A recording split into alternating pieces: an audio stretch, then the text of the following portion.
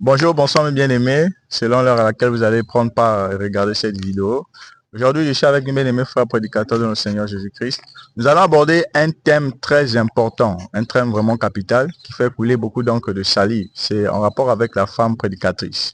Il a enseigné que la femme peut être prédicatrice, peut enseigner, peut diriger l'Église à la base de beaucoup de passages erronés, mal compris par certains et mal expliqués par certains, dont nous allons éclairer aujourd'hui. Donc nous vous invitons à avoir l'attitude des Juifs libérés, conforme à Acte 17, verset 10 à 11. Avoir vos Bibles en main et à examiner tout ce qui sera dit ici, mes bien-aimés frères. Alors, nous allons, de base comme ça, entrer avec des passages qui sont cités et très mal compris. Et nous allons questionner la parole du Seigneur pour savoir, est-ce que la femme peut-elle prédicatrice? Est-ce que la femme peut-elle enseigner l'Église de Jésus-Christ? Nous allons prendre, avant de répondre à cette question, par les Écritures, nous allons d'abord prendre des passages qui sont mal compris et mal enseignés. Prenons Galates chapitre 3, le verset 28. Galates chapitre 3, Verset 28. verset 28. Amen. Il n'y a plus ni juif ni grec. Il n'y a plus ni esclave ni libre. Il n'y a plus ni homme ni femme, car tous vous êtes un en Jésus-Christ. Voilà. On va dire non, il n'y a plus ni juif ni grec, il n'y a plus ni esclave ni libre, il n'y a plus ni homme ni femme, car nous tous nous sommes un en Jésus.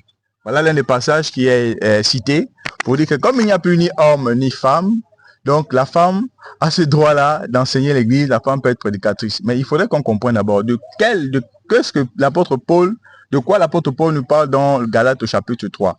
Si on peut remonter au verset 26 pour comprendre de quoi il s'agit. D'accord. Galates 3, verset 26. Car vous êtes tous fils de Dieu par la foi en Jésus-Christ.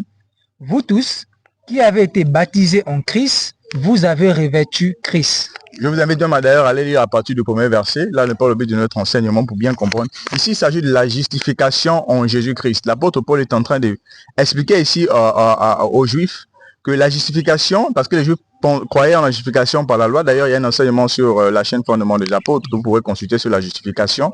Que la justification devait se faire par les œuvres de la loi. Les Juifs croyaient en la justification par la loi. L'apôtre Paul vient rétablir ceci, que la justification n'est pas par les œuvres de la loi, mais la justification est par la foi en Jésus-Christ. Et autant nous sommes libres aujourd'hui, justifiés. Il n'y a ni homme qui doit être justifié, ni femme qui doit être justifiée. Nous tous, nous sommes justifiés par la foi en Jésus-Christ. Il ne s'agit pas ici du contexte de la femme qui doit enseigner. Non, vous avez très mal compris. Il y a aussi un autre passage qu'ils prennent pour défendre cela, c'est Joël chapitre 2, verset 28. Je vous invite d'ailleurs à aller lire la justification sur la chaîne Fondement des Apôtres. Vous allez davantage être édifié sur cet enseignement. Joël chapitre 2, verset 28. Joël 2, verset 28. Après cela, je répandrai mon esprit sur toute chair. Vos fils et vos filles prophétiseront.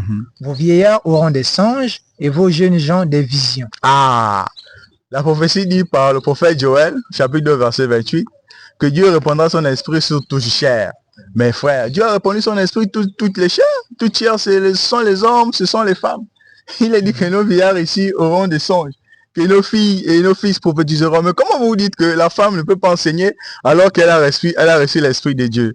Face à cela, nous ne rions pas parce que nous sommes en train de nous moquer, mais en fait, nous nous rions parce que nous nous demandons véritablement de quel esprit sont animés ces hommes qui prennent de tels passages pour enseigner de telles aberrations. Alors, est-ce que Joël 2, verset 28 ici est en train de parler que comme toute chair devra recevoir l'esprit de Dieu, toute chair sera répandue du Saint-Esprit. Donc, ça veut dire que tout le monde peut alors enseigner. Lisons 1 Corinthiens chapitre 12, le verset 28. Amen. Oui, puisqu'on peut aller sur cette base, puisque toute chair a reçu l'esprit de Dieu. Ça veut dire que toute chair, toute personne qui a reçu l'esprit dans l'église peut alors enseigner. 1 Corinthiens 12, verset 28. Et Dieu a établi dans l'église, premièrement des apôtres, secondement des prophètes, troisièmement des docteurs, ensuite ceux qui ont le don des miracles, puis ceux qui ont le don de guérir, de secourir, de gouverner, de parler diverses langues. Tous sont-ils apôtres? Question rhétorique. Tous sont-ils apôtres? Vas-y mon frère, continue. Tous sont-ils prophètes? On peut même s'arrêter à ce niveau. Tous sont-ils prophètes? Mais si on parle sur la logique de Joël chapitre 2 verset 28, que tout chair a reçu l'esprit de Dieu, nous sommes d'accord que toute l'église du Seigneur a reçu l'esprit de Dieu. Donc ça veut dire que toute l'église peut se mettre à enseigner. Mais l'apôtre Paul nous pose une question ici. Est-ce que toute l'église est apôtre? Est-ce que toute l'église est prophète? Non. L'accomplissement de Joël chapitre 2 verset 28 a eu lieu en Actes chapitre 2, le jour de la Pentecôte avec l'effusion du Saint-Esprit. Donc détrompez-vous, mes bien-aimés frères. Joël 2 28 ici ne parle pas de parce que la femme a reçu l'Esprit de Dieu, ça veut dire qu'elle doit enseigner. Encore que l'Esprit n'a pas que pour ce ministère l'enseignement. Nous vous invitons à aller à vraiment vous asseoir sur les différents ministères que l'Esprit peut donner au Seigneur. Maintenant, est-ce que la parole du Seigneur traite ce sujet? Oui, la parole traite ce sujet. Est-ce que la femme a reçu ce mandat d'enseigner l'église du Seigneur? Lisons la parole. Nous allons laisser la parole parler à notre place. 1 Corinthiens 14 à partir du verset 33. Amen. 1 Corinthiens 14, verset 33. Car Dieu n'est pas un Dieu de désordre. Notre Dieu n'est pas un Dieu de désordre. J'aimerais nous rappeler ceci, mes bien et mes frères. Que notre Dieu est celui qui veille sur sa parole pour accomplir conformément à Jérémie chapitre 1, verset 12. Il n'est pas un Dieu de désordre. Continuons. Mais de paix. Comme dans toutes les églises des saints, que les femmes se taisent dans les assemblées. Comme dans toutes les églises des saints. Donc vous, qui vous réclamez être de Christ, être de saint, être église de Dieu, ce message vous est adressé. Continue mon frère. Que les femmes se taisent dans les assemblées, car il ne leur est pas permis d'y parler. Ici, on l'a déjà dit, on avait abordé ce point de manière superficielle sur l'une de nos vidéos, en rapport avec l'annonciation sur les fausses doctrines. Ici, se taire, ça ne veut pas dire que la femme n'a pas ce droit de chanter des cantiques spirituels ou n'a même pas ce droit de donner un sujet de prière. Non, ici, il s'agit de discourir. Ici, il s'agit d'enseigner. Vous pourrez aller regarder dans l'étymologie ici de ce mot se taire. Continue, mon frère. Mais qu'elles soient soumises selon que le dit aussi la loi. Si elles veulent s'instruire sur quelque chose, qu'elles interrogent leur mari à la maison, car il est malséant à une femme de parler dans l'église. Est-ce de chez vous que la parole de Dieu est sortie? Question. Est-ce de chez vous, nous vous reposons cette question. Est-ce de chez vous que la parole de Dieu est sortie? Ou est-ce à vous seul qu'elle est parvenue? Est-ce à vous seul que la parole de Dieu est parvenue? Si quelqu'un croit être prophète, si vous croyez être prophète, si vous croyez être envoyé de Dieu, ou inspiré, si vous croyez être inspiré, qu'ils reconnaissent que ce que je vous écris est un commandement du Seigneur. Reconnaissez que ce qui est écrit est un commandement du Seigneur. Vous ne pouvez pas vous réclamer être des envoyés de Dieu et aller à l'encontre de la parole de Dieu. Non, il y a un problème. Allons-y, lisons 1 Timothée chapitre 2 à partir du verset 11. 1 Timothée 2 à partir du verset 11. Que la femme écoute l'instruction en silence, avec une entière soumission. Je ne permets pas à la femme d'enseigner, ni de prendre de l'autorité sur l'homme, mais elle doit demeurer dans le silence. L'apôtre Paul est formel. Je ne permets pas à la femme d'enseigner, ni de prendre de l'autorité sur l'homme. Elle doit goûter l'instruction en silence. Encore que là, même beaucoup sont dans les interprétations, en disant qu'il s'agit ici de la pensée de Paul, que le Paul a dit « je », donc ça veut dire que c'est Paul. Mais lisons Galates chapitre 2, verset 20. Qu'est-ce que l'apôtre Paul déclare? Pourquoi vous comprenez que même quand l'apôtre Paul dira « je », en fait, ce je n'est pas influencé par ses émotions ni ses convictions, mais c'est poussé par l'esprit qu'il parle, et cela ne demande pas de lui, parce que conformément à Galates chapitre 1, verset 11, l'évangile qu'il a reçu n'a pas été reçu d'un homme, mais il a été enseigné selon 2 Corinthiens 11, au verset 2 Corinthiens 12, oui, a été enseigné par le Seigneur lui-même, et cet évangile, ça ne demande pas de la pensée de Paul, oui. Galates 2, verset 20, j'ai été crucifié avec Christ, et si je vis, ce n'est plus moi qui vis, c'est Christ qui vit en moi. Ce n'est plus Paul qui vit, mais c'est Christ qui vit en lui. Donc quand il dit « je ne permets pas à la femme », ce n'est pas Paul qui le dit, c'est Christ qui le dit au travers de Paul. Amen. Effectivement, il faudrait que vous soyez bien enseigné là-dessus. Je vais m'arrêter par là et donner la parole à un autre ministre. Amen, mon frère, que Dieu te bénisse abondamment pour ce message. Et peuple de Dieu, soyez vraiment attentifs par rapport à tout ce que nous vous disons. Donc, par rapport à tout ce que le prédicateur Charlie vient de dire, c'est la vérité. Dans l'assemblée de Jésus-Christ, dans l'église du Seigneur, la femme n'a pas le droit d'enseigner la parole de Dieu. Amen. Alors, nous allons maintenant prendre certains passages que les faux docteurs utilisent. Parce que vous savez, le travail des faux docteurs, c'est de faire quoi? Le travail des faux docteurs, c'est de déformer le sens des Écritures et d'ajouter certaines traditions, d'ajouter certains commandements ou encore certaines pratiques dans la doctrine de Jésus. Ils vont prendre des passages qui n'en étaient ni que, des passages qui ne confirment rien que la femme doit enseigner dans l'église. Si vous avez été très attentif par tous les passages que le prédicateur Charlie vient de prendre, automatiquement vous allez comprendre que la femme ne doit pas enseigner. Parce qu'il a pris des passages clairs et nets qui disent que je ne permets pas à la femme d'enseigner. C'est-à-dire qu'il n'y a même pas besoin d'interpréter. Vous voyez, mais eux, ils vont prendre des passages qui ne parlent même pas d'enseigner. Et on va prendre ces passages et on va les corriger afin que vous puissiez comprendre que la femme n'a jamais eu et n'aura jamais le ministère de l'enseignement. Donc, on va commencer par un premier passage, c'est Jean chapitre 4, le cas de la femme samaritaine. Jean chapitre 4, on va lire à partir du verset 27 jusqu'au verset 29. Après, on va sauter du verset 39 au verset 42. Jean chapitre 4, on va lire Jean chapitre 4, à partir du verset 27. Oui. Là-dessus arrivèrent ses disciples qui furent étonnés de ce qu'il parlait avec une femme. Donc ici, Jésus est en train de parler à une femme samaritaine parce que Jésus est fatigué. Alors, il va vouloir boire de l'eau du puits. C'est alors qu'il va dire à la femme de lui donner de l'eau. Vous voyez, donc il va échanger avec la femme. Et donc, il va dire à la femme en question, on va lui dire que moi, samaritaine, nous, on n'a pas de relation, je ne vais pas te donner de l'eau. Vous voyez, Jésus va dire, si tu connaissais celui qui te demande de l'eau, et le don de Dieu, c'est toi-même qui allais me proposer de l'eau. Vous voyez, tu allais me demander même, tu allais même me demander que je te donne de l'eau. Et l'eau que j'allais te donner, c'est une eau qui n'allait jamais tarir en toi. Et donc, il va échanger avec la femme en question, il va dire à la femme, va chercher même ton mari, et revient. La femme va dire, oh non, je n'ai pas de mari. Il va dire, effectivement, parce que celui qui est avec toi n'est pas ton mari, etc. Donc, selon ces passages-là, donc ici, les disciples viennent, oui, frère, tu peux reprendre. Oui, Jean 4, verset 27. Oui. Là-dessus arrivèrent ses disciples. Donc, les disciples de Jésus vont venir, oui. Qui furent étonnés de ce qu'il parlait avec une femme. Oui. Toutefois, aucun ne dit, que demandes-tu? Ou de quoi parles-tu avec elle? Alors la femme, ayant laissé sa cruche, s'en alla dans la ville et dit aux gens, venez voir un homme qui m'a dit tout ce que j'ai fait. Ne serait-ce pas le Christ? Voilà. Donc, elle va aller dire à la ville, venez voir un homme qui m'a dit tout ce que je sais. Est-ce que ce n'est pas le Christ? Et donc, ces faux docteurs-là prennent ce passage pour dire, selon ce passage-là, que la femme samaritaine était prédicatrice. Donc, la femme samaritaine était enseignante de la parole parce qu'elle allait dire aux Samaritains, venez voir un homme qui m'a dit tout ce qui concerne ma vie.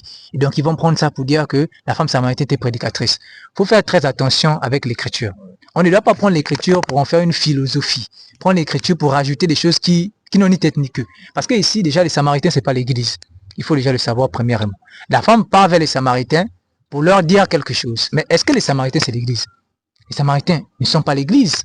Vous voyez? Donc, on ne peut pas prendre ce passage où elle allait vers les Samaritains pour dire que la femme doit enseigner dans l'église. Parce que nous parlons dans l'église. Il faut bien comprendre. Elle est partie parler aux Samaritains. Une femme peut aller parler à l'extérieur. Et cette femme-là, quand elle est partie parler aux Samaritains, elle n'a pas dit, il est écrit dans Deutéronome chapitre, il est écrit dans Ézéchiel, elle a commencé à enseigner les Samaritains, asseyez-vous, on va parler de la parole, prenons le livre de Moïse, prenons le rouleau de ceci. Elle n'a pas fait ça. Vous voyez? Elle est allée vers les Samaritains. Elle allait leur dire, venez voir un homme, venez voir. Une femme peut se lever et puis aller vers des gens et dire que non, mais venez écouter, il y a un monsieur, il y a un prédicateur, il y a un homme, ceci, qui m'a dit ce que je sais, qui m'a parlé de Jésus, qui m'a parlé de la vérité. C'est ce qu'elle a fait ici. Elle n'a jamais enseigné. Vous voyez? C'est alors que nous disons, sœurs, que nous ne disons pas, c'est-à-dire que ce que nous disons, c'est que la femme ne peut pas parler de Jésus. On n'a pas dit que la femme ne peut pas parler de Jésus. C'est pas ce que nous disons. Une femme peut parler de Jésus, elle peut parler de Jésus à ses parents, elle peut parler à son entourage, à son village. Venez écouter ceux qui vous diront la vérité.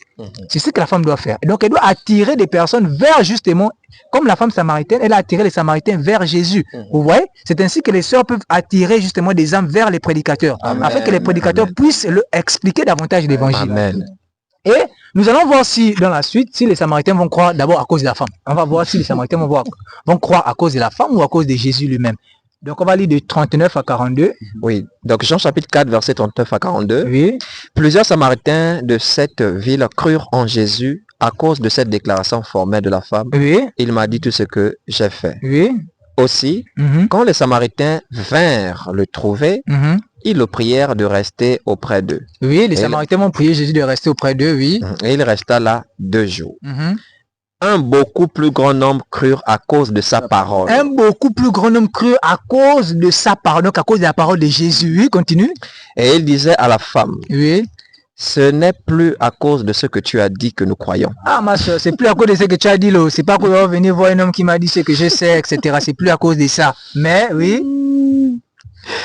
Car nous l'avons entendu nous-mêmes. Nous l'avons entendu, oui. Et nous savons qu'il est vraiment le sauveur du monde. Et alléluia. Nous savons qu'il est vraiment, alléluia. C'est ça, la femme samaritaine n'est plus jamais allée enseigner, oh non, venez les Samaritains, c'est moi qui va vous dire, je vais vous démontrer qui est le sauveur du monde.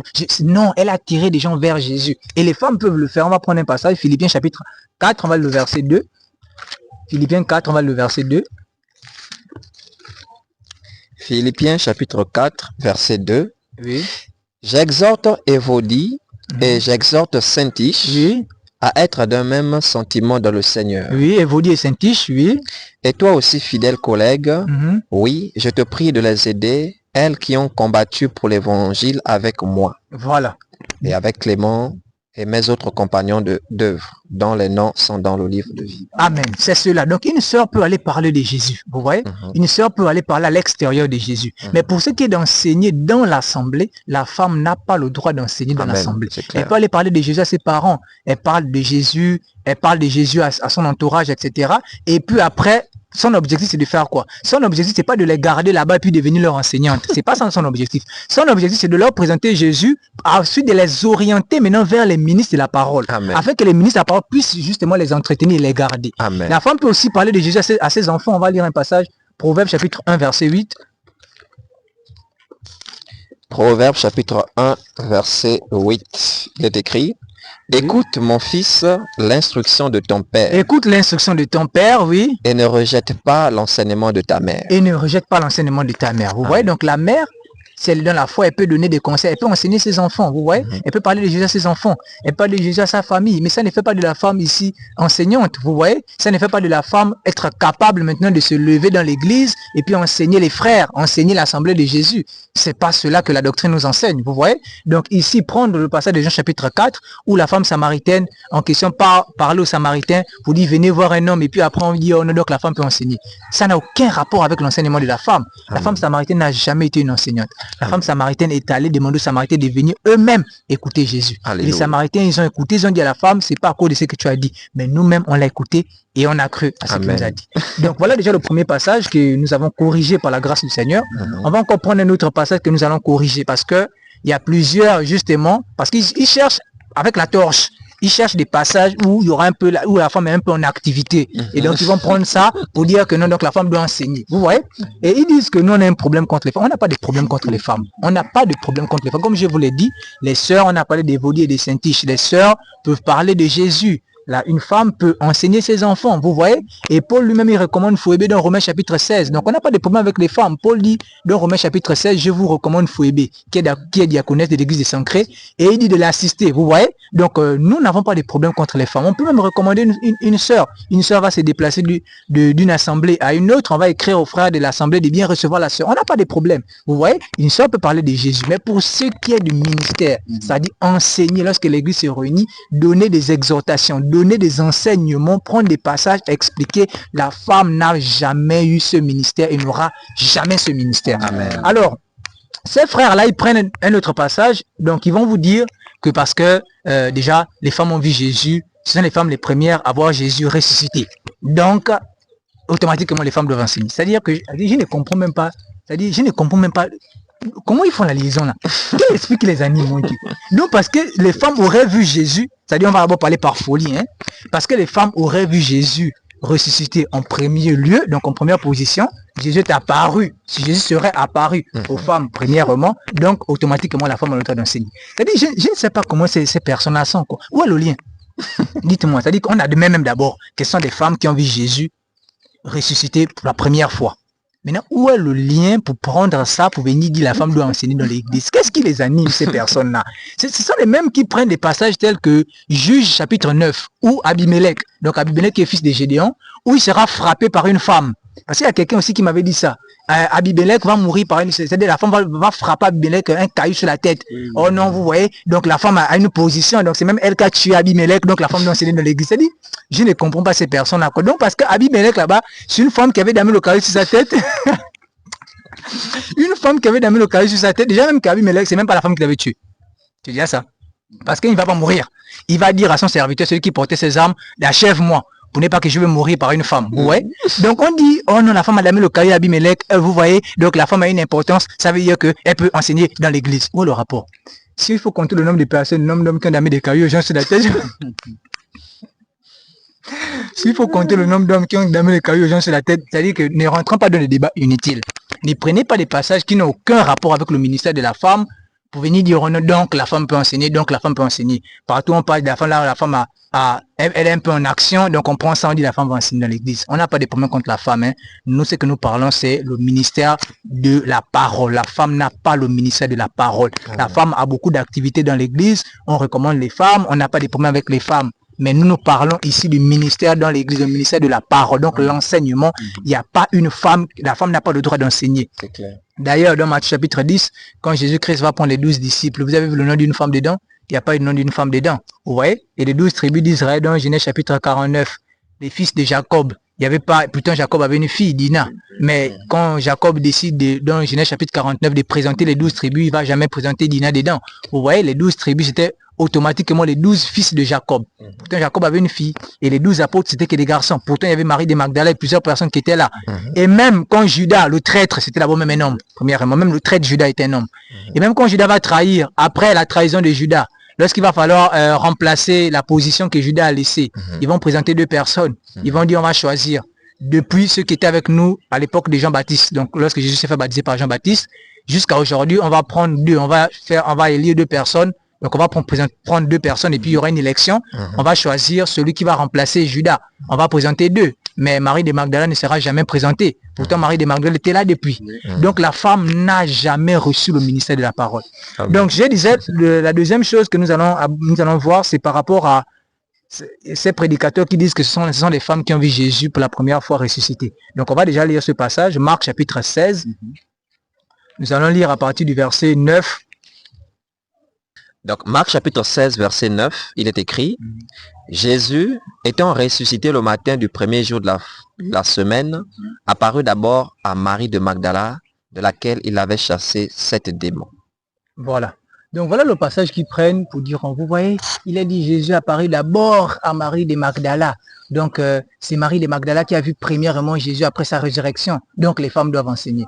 Je vous ai déjà dit que, même si réellement, Jésus apparut d'abord à Marie de Magdala, parce que le d'abord ici ne doit pas vous tromper. Le d'abord ici est mis par rapport à ce qui va venir. Donc, par rapport à ceux qui seront cités dans la suite, Marie de Magdala sera la première personne à voir Jésus. Vous voyez? Par rapport à tous ceux qui seront cités dans la suite. Donc, le d'abord ici ne doit pas vous tromper. D'abord ici, ça ne veut pas dire par rapport à toutes les personnes, non. Par rapport à toutes les personnes qui seront citées dans la suite, c'est Marie de Magdala qui sera la première à voir Jésus. Vous voyez? Donc, je disais que même si, par rapport à toutes les personnes, Marie de Magdala était la première à voir Jésus, ça ne donne pas à Marie de Magdala le pouvoir d'enseigner. Ça ne donne pas aux femmes le pouvoir d'enseigner. Parce que si réellement ça donnait à Marie de Magdala le pouvoir d'enseigner, parce qu'elle aurait vu Jésus ressuscité en première position, pourquoi dans la suite on n'a pas vu Marie de Magdala enseigner? Est-ce que vous comprenez ma question? Très bonne question. Je suis en train de dire que si réellement le pouvoir, parce qu'une femme voit Jésus pour la première fois ressuscité, notamment Marie de Magdala, si réellement parce que Marie de Magdala aurait vu Jésus ressuscité pour la première fois, pourquoi est-ce que dans la suite, nous ne voyons pas Marie de Magdala enseigner? Parce que ces faux docteurs font le lien entre le fait que Marie de Magdala ait vu Jésus ressuscité pour la première personne qui a vu Jésus ressuscité soit Marie de Magdala, et ils font le lien entre ça et l'enseignement. Vous voyez? Alors, pourquoi dans la suite, on n'a pas vu Marie de Magdala enseigner?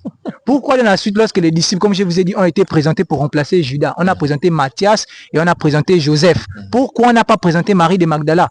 Et pourquoi Marie de Magdala n'est pas une enseignante? On n'a pas un épître qui prend le nom de Marie de Magdala, ou encore un épître qui est envoyé par Marie de Magdala. Vous voyez? Donc, arrêtons ça. Maintenant, on va traiter justement ces passages et on va voir que ce n'est pas Marie de Magdala la première personne à voir Jésus ressuscité. Vous savez, pour les faux docteurs, la Bible se contredit, mais pour nous qui parlons selon la vérité, la Bible ne se contredit pas. Écoutons ce que Paul dit. 1 Corinthiens chapitre 15. 1 Corinthiens chapitre 15. On va lire à partir déjà même du premier verset. C'est mieux? Je vous rappelle, frères, l'évangile que je vous ai annoncé, oui, que vous avez reçu, oui, dans lequel vous avez persévéré et par lequel vous êtes sauvés, si vous le retenez tel que je vous l'ai annoncé. Autrement, vous auriez cru en vain. Oui. Je vous ai enseigné avant tout, comme je l'avais aussi reçu, que Christ est mort pour nos péchés selon les Écritures, oui, qu'il a été enseveli et qu'il est ressuscité le 3e jour selon les Écritures, et qu'il est apparu à Céphas. Très bien. Il a été donné l'ordre d'apparition de Jésus. Il dit Jésus est apparu d'abord à qui premièrement? À Céphas. Céphas, c'est l'apôtre Pierre, oui. Puis aux 12. Après Céphas, ce sont les 12, oui.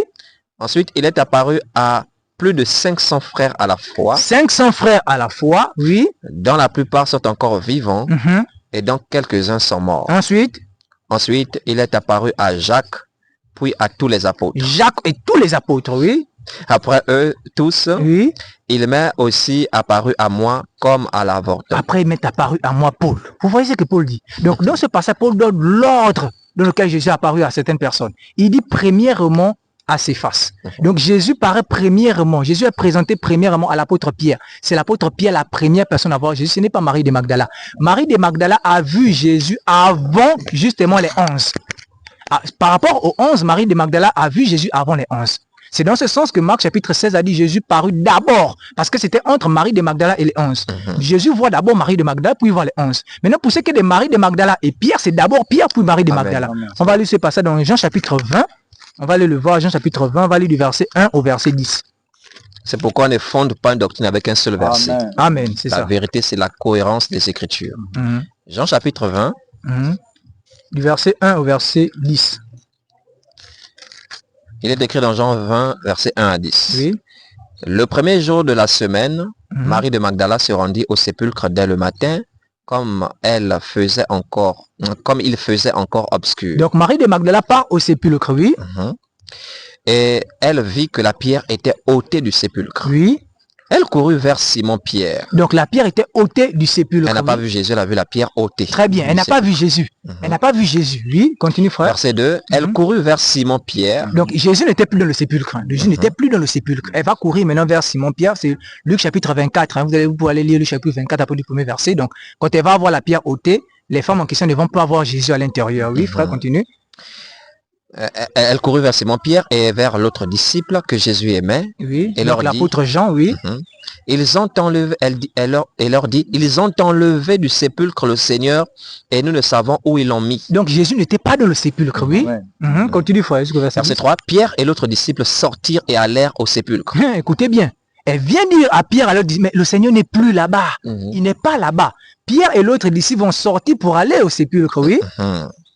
Ils couraient tous deux ensemble. Elle pensait même qu'on l'a enlevé. Très bien, pensait même qu'on le donne. Vous voyez qu'elle n'avait jamais vu Jésus. Elle n'avait pas encore vu Jésus, oui.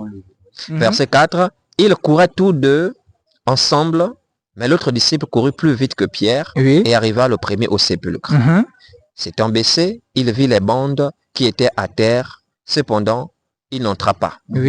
Simon-Pierre qui le suivait arriva et entra dans le sépulcre. Donc Pierre qui s'efface arrive dans le sépulcre, oui. Il vit les bandes qui étaient à terre. Et le linge qu'on avait mis sur la tête de Jésus, non pas avec les bandes, mais plié dans un lieu à part. Alors l'autre disciple qui était arriva le premier au sépulcre entra aussi, et il vit et il crut. Voilà, donc ils vont rentrer, ils vont voir simplement les bandes, etc. Mais Jésus sera plus là, oui. Car ils ne comprenaient pas encore que selon l'Écriture, Jésus devait ressusciter des morts. Effectivement. Et les disciples s'en retournèrent chez eux. Ah, les disciples s'en retournèrent chez eux. Vous voyez? Donc les disciples partent. Marie de Magdala va au sépulcre. On est d'accord que c'est la première à aller au sépulcre. Ça, c'est pas un débat. Elle part au sépulcre, mais sauf que quand elle arrive au sépulcre, elle ne voit pas d'abord Jésus. C'est ce que vous ne savez pas. Quand elle part au sépulcre, elle ne voit rien. Elle part informer justement à Pierre et Jean. Pierre et Jean s'en vont au sépulcre. Alors Jean est plus rapide, il arrive le premier, il n'entre pas. Pierre arrive après, il rentre. Et puis Jean entre. Les deux remarquent, mais tiens, Jésus n'est plus là. Les deux retournent maintenant. Mais quand ils vont retourner là, qu'est-ce qui se passe? C'est ce que vous ne savez pas. Quand ils vont retourner là, qu'est-ce qui se passe? C'est alors que quand Pierre va retourner, c'est sur le chemin que l'apôtre Pierre va croiser Jésus. Alléluia. Et ça va Marie de Magdala. Amen. Nous allons prendre Luc chapitre 24. Cohérence des Écritures, mon frère. Amen. Luc chapitre 24, on va lire le verset 34. Luc chapitre 24 à partir du verset 34. Donc, je vous explique déjà ce qui se passe, c'est que Pierre et Jean retournent. Quand Pierre et Jean retournent, c'est alors que le Seigneur Jésus-Christ apparaît d'abord à Pierre. Amen. Quand le Seigneur Jésus apparaît d'abord à Pierre, il apparaît ensuite à Marie de Magdala. Après avoir apparu à Marie de Magdala, il apparaît encore à deux autres disciples sur le chemin d'Emmaüs. Après les deux autres disciples, il apparaît maintenant aux 11. Et après les 11, il apparaît à 500 frères. Maintenant, écoutons ce que les deux disciples, là, parce que je vous ai dit, il va apparaître aussi plus tard aux deux disciples. Écoutons ce que les deux disciples vont dire par rapport à Jésus. Luc 24, verset 34. Luc chapitre 24, verset 34. Oui. Et disant, le Seigneur est réellement ressuscité et il est apparu à Simon. Très bien. Voilà ce que les deux disciples vont dire. Les deux disciples vont dire justement aux autres cas, mais le Seigneur est réellement ressuscité et il est apparu à Simon. Vous voyez, ils n'ont pas dit il est apparu à Marie de Magdala.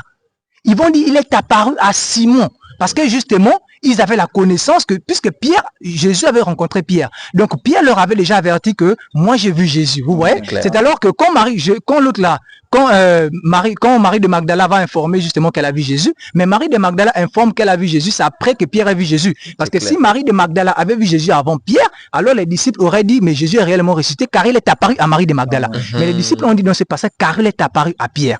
C'est après que Jésus soit apparu à Pierre qu'il va maintenant paraître à Marie de Magdala. C'est ce qu'on va lire dans Jean 20 justement. Le verset, nous sommes arrêtés au verset 10. On va lire le verset 11 maintenant. Jean chapitre 20. Donc on va reprendre 10 et on va lire le verset 11. Et les disciples s'en retournèrent chez eux. Donc on dit les disciples s'en retournèrent chez eux, mais vous ne savez pas ce qui s'est passé. Ce qui s'est passé, c'est que Jésus en chemin a rencontré Pierre. Oui. Cependant, Marie se tenait dehors près du sépulcre et pleurait. Oui, effectivement. Comme elle pleurait, elle se baissa pour regarder dans le sépulcre. On dit Marie était à côté du sépulcre, donc elle va rester au sépulcre. Et puis après, c'est rentré de pleurer. Oui, donc Jésus n'était pas là parce que je vous ai dit que Pierre et Jean, quand ils vont retourner au sépulcre, parce que quand Marie de Magdala voit le sépulcre ouvert, il n'y a personne, n'est pas informé Pierre et Jean, ceux-ci retournent au sépulcre, Marie de Magdala vient derrière. Donc, ils constatent également le sépulcre est vide, ils vont retourner. Maintenant, quand ils vont retourner, Marie de Magdala reste au sépulcre. Elle est en train de pleurer, elle reste en train de pleurer. Qu'est-ce qui se passe? Oui, continue, frère. Et au verset 12, et elle vit 2 anges vêtus de blanc, assis à la place où avait été couché le corps de Jésus, l'un à la tête, l'autre aux pieds. Ils lui dirent, femme, pourquoi pleures-tu? Elle leur répondit, parce qu'ils ont enlevé mon Seigneur et je ne sais où ils l'ont mis. En disant cela, elle se retourna et elle vit Jésus. Et elle vit Jésus. C'est là où elle voit maintenant Jésus. Ouais, c'est pas quand elle allait le matin qu'elle a vu Jésus. C'est à ce moment qu'elle voit maintenant Jésus. Maintenant, question. Quand Jésus n'était pas là, il était où? C'est ce que je vous dis. C'est la question que je vous pose. Parce qu'il n'était pas d'abord là. Et même quand ils vont partir, les disciples vont partir, Jésus n'était pas là. Elle va rester expressément au sépulcre, elle s'est rentrée de pleurer, les disciples vont partir. Jésus n'est pas là. Après, soudain, elle voit Jésus. Mais Jésus était d'abord où avant que Jésus ne paraisse à Marie de Magdala? Simplement parce qu'il était parti d'abord voir Pierre. Amen. Donc on va s'arrêter là, et je vais m'arrêter par là. Donc, même si Marie de Magdala aurait vu Jésus en première position, donc même si Marie de Magdala serait la première personne à avoir vu Jésus, ça ne donne en aucun cas le pouvoir à la femme d'enseigner dans l'église. D'autant plus même encore que Marie de Magdala n'est même pas la première personne à voir Jésus, c'est l'apôtre Pierre. Amen. Bon, sois béni mon frère Léris. Bon, c'est très puissant ce que tu as dit. Et je voulais vraiment préciser quelque chose. Ce que nous faisons, ce n'est pas qu'on a une haine spéciale contre les femmes, parce que certains croiront peut-être que nous sommes des personnes sexistes ou misogynes. Non, c'est pas cela. En réalité, nous, ce qui nous préoccupe, c'est la vérité des Écritures. Parce que, selon Romains 5.5, le Seigneur, par son esprit, a déversé son amour en nous lorsqu'il nous a sauvés. Et cet amour-là, selon Jean 15, verset 10, consiste à garder les commandements du Seigneur. Amen. Et donc, nous avons choisi cette part-là, de garder les commandements du Seigneur, plutôt que de se conformer au siècle présent. Parce que le siècle présent prône pourquoi? L'égalité homme-femme. Ce qui n'est pas une doctrine enseignée par Jésus-Christ. C'est la fausseté du monde. Amen. Donc, il y a même une philosophie qui s'appelle le wokisme, là, où ils prônent pour les minorités qui semblent-elles sont écrasées, etc. Ils veulent faire entrer ce mondanisme-là dans l'église du Seigneur. Donc nous ne sommes pas de ceux-là qui font entrer le monde dans l'église du Seigneur. Parce que selon Hébreux 13, à partir du verset 13 jusqu'au verset 14, en fait le Seigneur, lorsqu'il a été sacrifié, c'était hors du camp.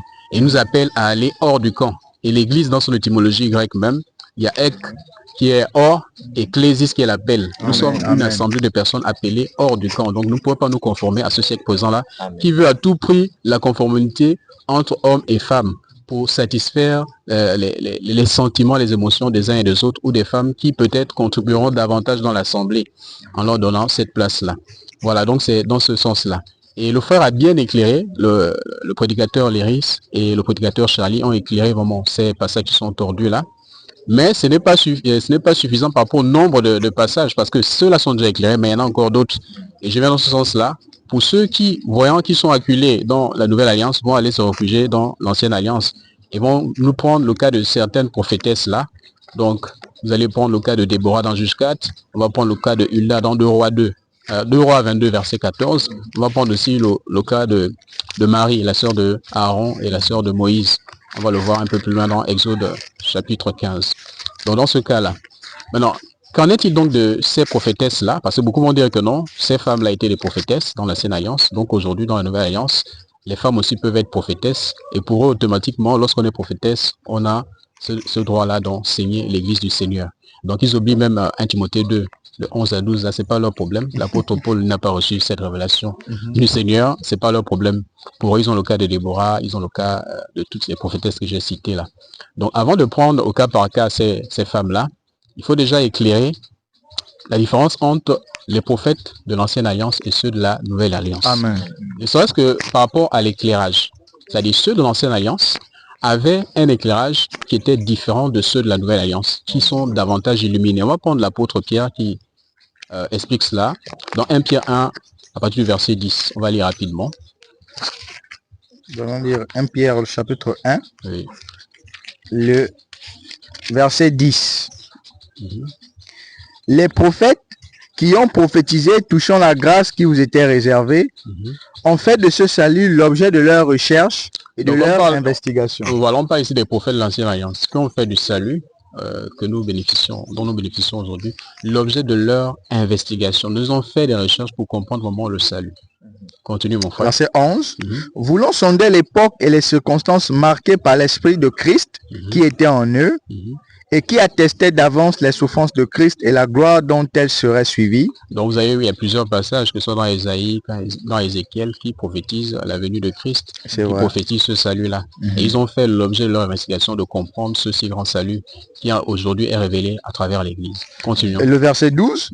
Il leur fut révélé que ce n'était pas pour eux-mêmes, mais pour vous, qu'ils étaient les dispensateurs de ces choses que vous ont annoncées maintenant, ceux qui vous ont prêché l'évangile par le Saint-Esprit envoyé du ciel. Alléluia. Amen. Voilà, donc, ils n'étaient pas dispensateurs de ce salut qui a été révélé aux prophètes de l'Église. Amen. Et c'est ce que l'apôtre Pierre, autant pour moi, est en train de l'éclairer ici, qui fait la distinction entre les prophètes de l'Ancienne Alliance, qui n'avaient pas cette compréhension de l'Église là, que les prophètes de la Nouvelle Alliance, notamment l'apôtre Pierre qui parle ici, ont cet éclairage là. Parce que selon Éphésiens 2, verset 20, vous savez que l'Église est fondée sur l'enseignement des apôtres et des prophètes, et Jésus-Christ lui-même est la pierre angulaire. Amen. Et on va aller prendre un autre apôtre, l'apôtre Paul, qui confirme cette parole de l'apôtre Pierre là, puisqu'on ne peut pas faire tout un enseignement sur un seul verset, il faut au moins deux témoins.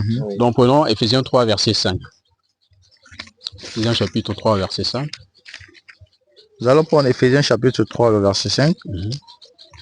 La parole de Dieu déclare: il n'a pas été manifesté au Fils des hommes dans les autres générations, comme il a été révélé maintenant par l'Esprit aux saints apôtres et prophètes de Christ.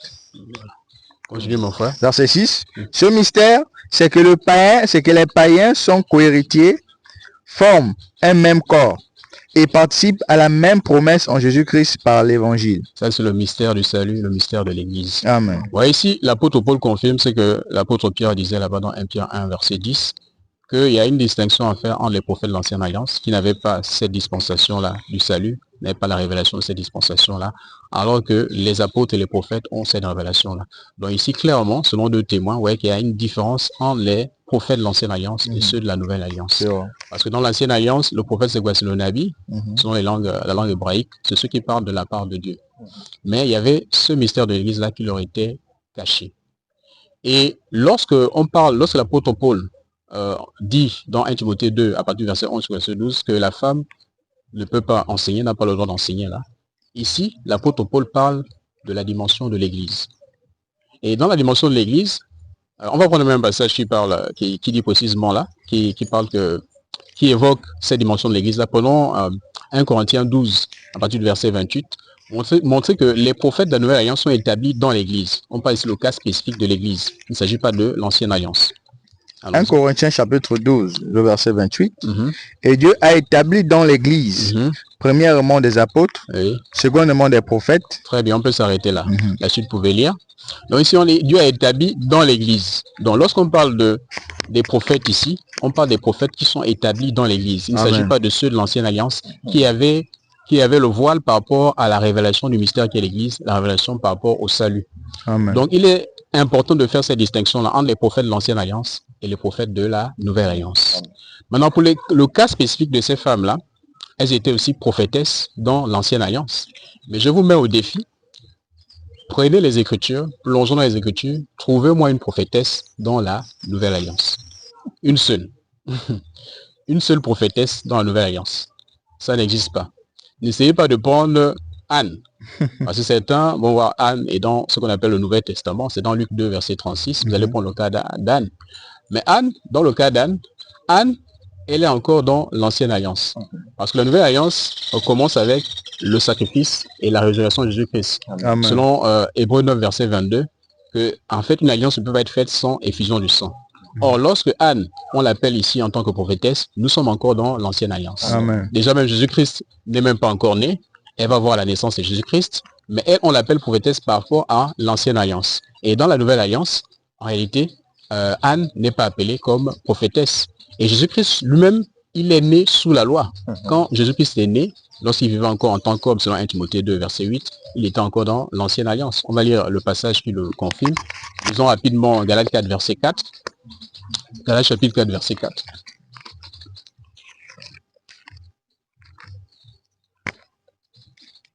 Galates chapitre 4, le verset 4. Mais lorsque les temps ont été accomplis, Dieu a envoyé son Fils, né d'une femme, né sous la loi. Voilà, le Fils en question, Jésus-Christ, né d'une femme, c'est-à-dire Marie, né sous la loi. Amen. Donc Jésus-Christ est sous la loi. C'est après sa mort et sa résurrection que nous rentrons dans la Nouvelle Alliance. Vous voyez ici que je vous renvoie toujours ces défis-là. Trouvez-moi une seule prophétesse dans la Nouvelle Alliance. Il n'y en a pas, ça n'existe pas.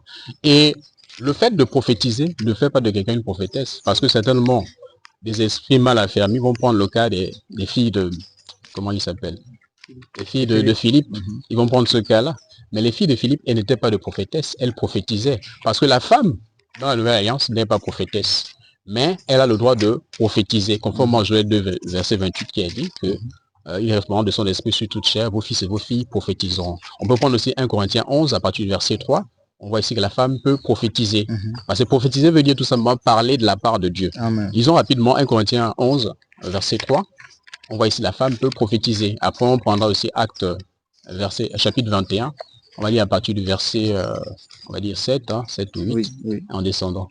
Donc, prenons rapidement 1 Corinthiens 11. 1 Corinthiens chapitre 11, verset 3. Je veux cependant que vous sachiez que Christ est le chef de tout, de tout homme. De tout homme, oui. Que l'homme est le chef de la femme et que Dieu est le chef de Christ. Verset 4. Oui. Tout homme qui prie ou qui prophétise la tête couverte déshonore son chef. Verset 5. Toute femme, au contraire, qui prie ou qui prophétise la tête non voilée déshonore son chef. C'est comme si elle était rasée. Voilà. Amen. Ici 1 Corinthiens 11, à partir du verset 3, précisément jusqu'au verset 5, on voit ici la femme peut prophétiser. Donc prophétiser, c'est parler de la part du Seigneur. La femme peut prophétiser. Mais ici, la femme ici, on ne la présente pas comme une prophétesse. Il n'y en a pas dans la Nouvelle Alliance. Donc prenons le cas aussi des filles de Philippe. On va prendre Acte 21 à partir du verset...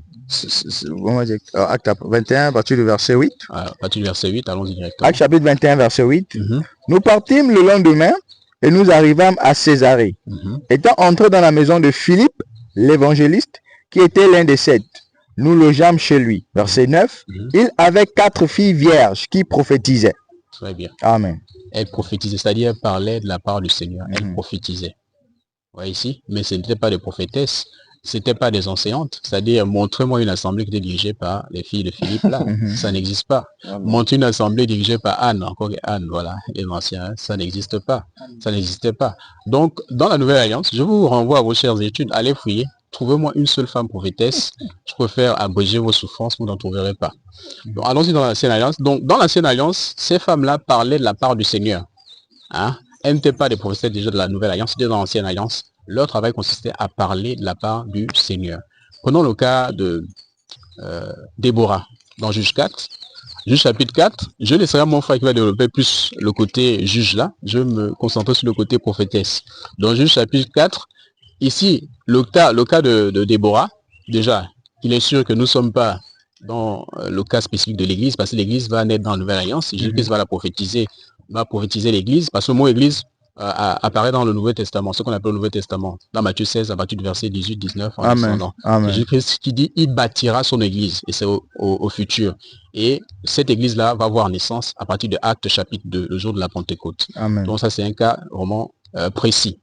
Donc, on voit ici avec Déborah, nous ne sommes pas dans le cas de l'Église. Mais même dans son ministère de prophétesse, vous allez voir, déjà Anne, je vais vous révéler quelque chose que vous pouvez même, en lisant cette portion de l'Écriture de manière posée, il y avait un objectif derrière la mission d'Anne.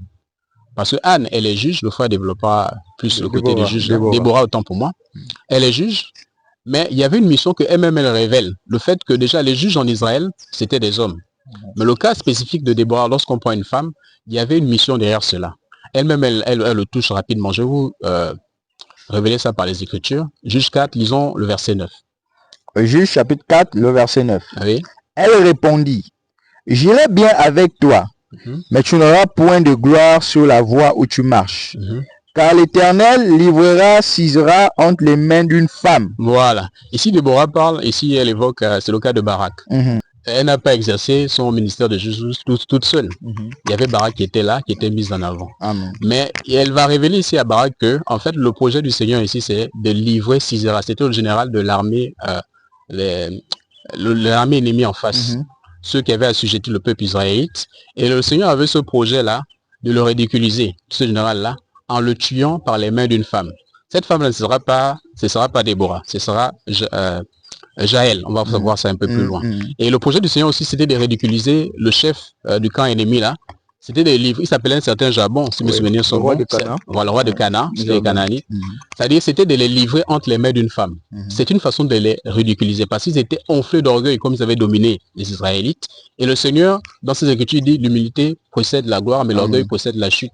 Et le Seigneur a préparé un jour d'humiliation pour Sisera là et pour Jabon parce qu'il devait être vaincu par des femmes. Donc c'est que Déborah elle-même, elle révèle ça ici à Barak. Merci mon frère. Et si on descend donc au verset 21, jusqu'à le verset 21, qu'est-ce qu'on lit? Juge chapitre 4, le verset 21. Jaël, femme de Héber, saisit un pied de la tente, prit en main le marteau, s'approcha de lui doucement et lui enfonça dans la tempe le pied. Voilà, c'est le voilà. Qui pénétra en terre. Il était profondément endormi et accablé de fatigue et il mourut. Voilà, ici c'est le cas de Sisera là, qui va être tué par une femme, Jaël, comme Déborah même l'avait annoncé au verset 9. Et si on lit au verset 23, sautons, qu'est-ce qu'il dit au verset 23? Au verset 23, il est dit, en ce jour, Dieu humilia Jabin, roi de Canaan, devant les enfants d'Israël. Voilà, donc le roi de Canaan a été humilié parce qu'il a été vaincu. Non seulement son général est tué par une femme, il a été vaincu par une juge qui est une femme. Donc c'était le projet du Seigneur de l'humilier. D'où l'exception qui a été prise là pour le cas de Déborah. Et par rapport à l'assemblée, elle n'a déjà aucune assemblée. Et par rapport à la loi, Déborah n'a pas enseigné la loi. Le frère reviendra dessus sur ce point-là. Elle n'a pas enseigné la loi. Parce que dans l'ancienne alliance, les femmes n'avaient pas cette faculté-là d'enseigner la loi, d'enseigner la parole de Dieu. Ce n'était pas possible. Prenons sur le cas de Marie. Parce que beaucoup prennent aussi le cas de Marie. Je suis une prophétie de l'ancienne alliance. Ça prouve ici qu'elle peut enseigner la parole. On va voir un peu ce que Marie faisait. Prenons, c'est Exode 15. On va lire rapidement au verset 20. Exode chapitre 15, au verset 20. Marie, la prophétesse, sœur d'Aaron, prit à sa main un tambourin et toutes les femmes vinrent après elle, avec des tambourins et en dansant. Voilà. Je cherche toujours où elle a enseigné. Voici, elle est dans la réjouissance. Elle va entraîner des femmes derrière elle pour danser, pour chanter. Mais ce n'est pas pour vous rabaisser, c'est pas là l'occasion. C'est pour vraiment détruire la fausse doctrine de ceux qui sont en face. Et je sais que les sœurs qui ont l'esprit du Seigneur diront amen à tout ce que nous disons ici. Voici Anne, elle était aussi prophétesse selon l'ancienne alliance. Mais vous voyez les activités d'Anne. Anne n'enseignait pas le peuple du Seigneur. À côté, il y avait Aaron, il y avait Moïse. Anne va enseigner quoi? Marie autant pour moi. Amen. Ces femmes-là, les noms se mêlent, voilà. À côté de Marie, dans cette version de Myriam, il y avait ses frères, il y avait Moïse, il y avait Aaron.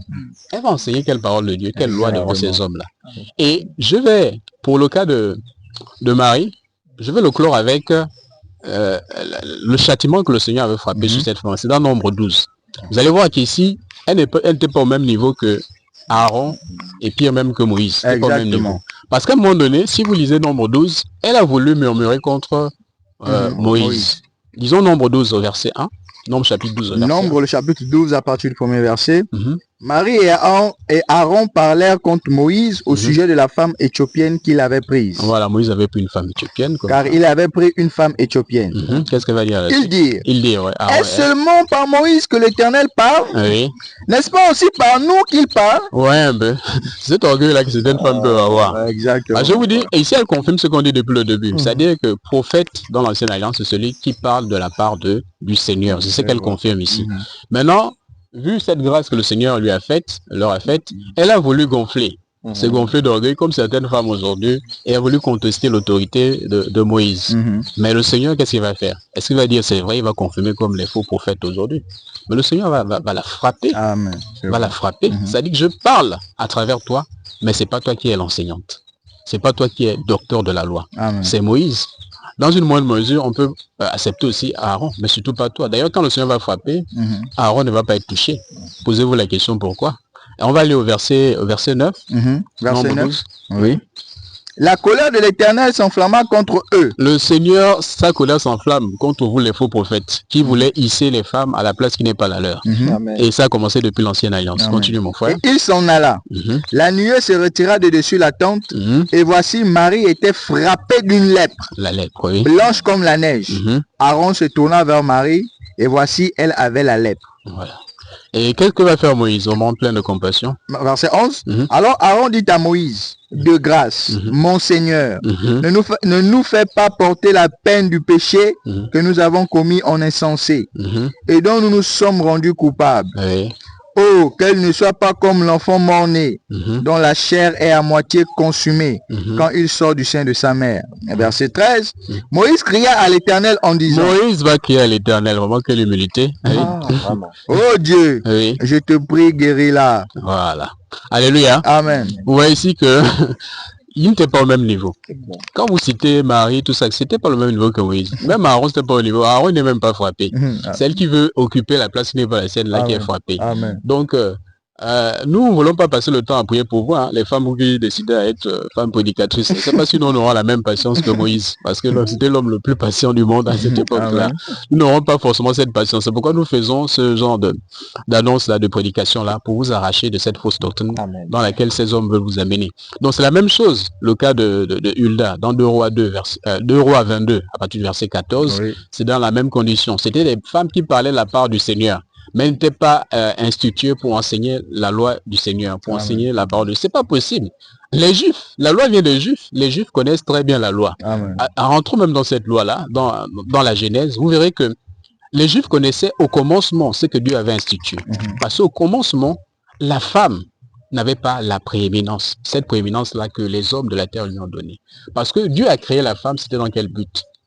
Lisons les Écritures. Genèse 2, verset 18. Amen, mon frère. Genèse 2, verset 18. Ça, c'est la loi du Seigneur. Genèse chapitre 2, le verset 18. Oui. L'Éternel Dieu dit, il n'est pas bon que l'homme soit seul. L'homme est déjà créé. Hein? Il est déjà créé. Il n'est pas bon que l'homme soit seul. Continuons. Je lui ferai une aide semblable à lui. Je lui ferai une aide semblable. Mais c'est clair. Amen. C'est une aide semblable. Vous voulez les mettre à la tête des assemblées, c'est dans quel but? Une aide semblable à l'homme. La femme a été créée pour venir aider l'homme, venir soutenir l'homme. Amen. Je vous vois venir, hein, ceux qui disent non, on enseigne sous l'autorité de l'homme. Jamais. Tu n'enseignes pas sous l'autorité de l'homme. Parce que celle qui a fait ça en premier, mais encore que ce n'était pas sous l'autorité de l'homme, elle a même volé l'autorité, elle a enseigné, et ça nous a amené les problèmes dans lesquels nous sommes là. Voilà. C'est lorsque Adam, c'est lui qui était l'enseignant au jardin d'Éden. Mais lorsqu'il a cédé son droit d'aînesse, il a laissé la femme enseigner, ça a amené la chute. Vous voyez un peu? Amen. Donc la femme a été instituée, a été créée pour aider l'homme, pour venir soutenir l'homme. C'est ce que l'apôtre Paul va développer dans 1 Timothée 2, à partir du verset 11 jusqu'au verset 12. On va lire rapidement cela. 1 Timothée 2. À partir du verset, on va lire après verset 13 rapidement, hein, parce que le frère a déjà lu 11 à 12 là. 1 Timothée chapitre 2, on va lire le verset 13. Car Adam a été formé le premier, Ève ensuite, verset 14. Et ce n'est pas Adam qui a été séduit, c'est la femme qui, séduite, s'est rendue coupable de transgression. Voilà. Verset 15. Continuons. Elle sera néanmoins sauvée en devenant mère, si elle persévère avec modestie dans la foi, dans la charité et dans la sainteté. Voilà. Amen. Donc il y a un autre. D'accord, c'est l'homme qui est mis en avant. La femme est venue en seconde position. pas pour enseignante en second, non, c'est pas ça. Elle vient ici pour assister l'homme. L'enseignant, c'est l'homme. Donc, les Juifs avaient cette compréhension profonde des Écritures là. C'est pourquoi, dans l'ancienne alliance même, que dans cette alliance que certains vont se réfugier, il n'a jamais existé une femme qui enseignait la loi dans l'ancienne alliance. Ça n'existe pas. Un Juif, les Juifs, un Juif ne peut pas tolérer cela. Il n'avait pas cela. C'est-à-dire que ce soit Déborah, que ce soit Hulda, que ce soit Marie, que ce soit Anne, elles n'ont jamais enseigné la loi. Elles parlaient juste de la part du Seigneur. Hein? C'est ce qui est une prophétesse dans l'ancienne alliance. Et dans la nouvelle alliance, elles continuent toujours à parler de la part du Seigneur, mais elles ne peuvent diriger aucune assemblée.